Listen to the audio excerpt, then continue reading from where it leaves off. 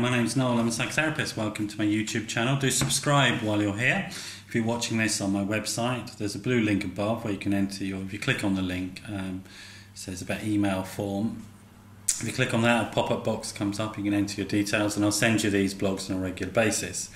So a short video today about this idea of constipated grief or frozen feelings, this sort of ideas that go around.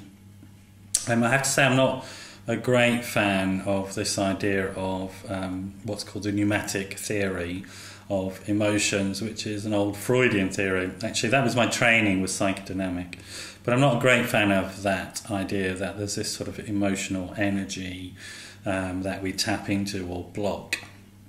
I do believe, though, in the more modern theories around emotional intelligence, and really the idea that we need to practice our ability to communicate on all sorts of levels, physically, emotionally, cognitively, and we need to be practicing all those skills.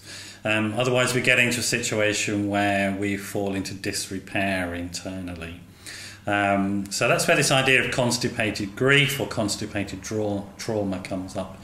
And it's used really as a metaphor, not as a description of what's going on inside the brain or anything like that.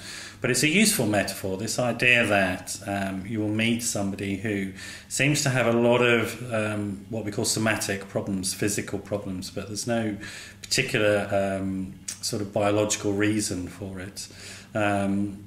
Or somebody's a chronic complainer, very difficult to be around, etc.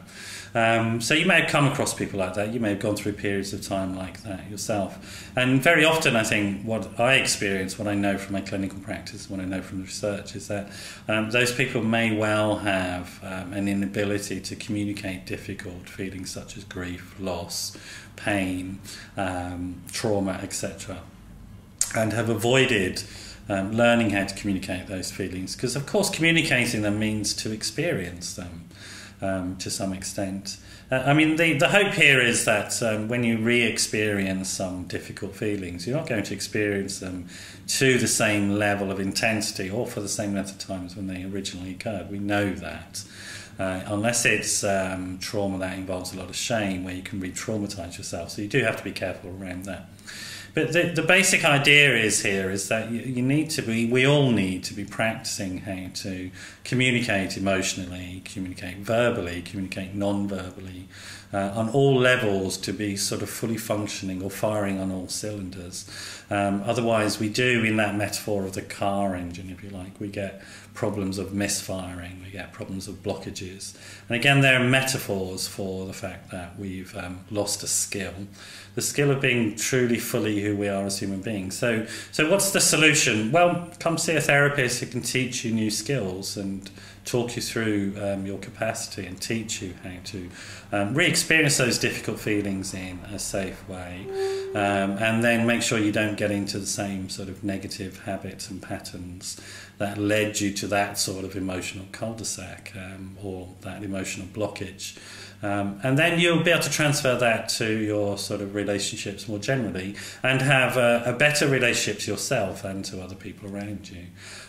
So if you're having this problem, if you're finding that you have a lot of unexplained somatic problems, or people are finding you difficult to be around, or you're just finding yourself difficult because you're complaining all the time, you're very negative, do give me a call or go and see another therapist. My number's 07506 319 745. That's 07506 319 745. Give me a call and maybe we can have an assessment session and find out what the issues are. Hope you found that useful. And just for today, I want you to think about this, that it is possible to learn to communicate emotionally, to work through pain, and get to a more positive, more happy place in your life. So it is possible to work through pain and trauma and get to a more positive and more happy place in your life. Thanks for joining me. Hope to see you again. Bye-bye.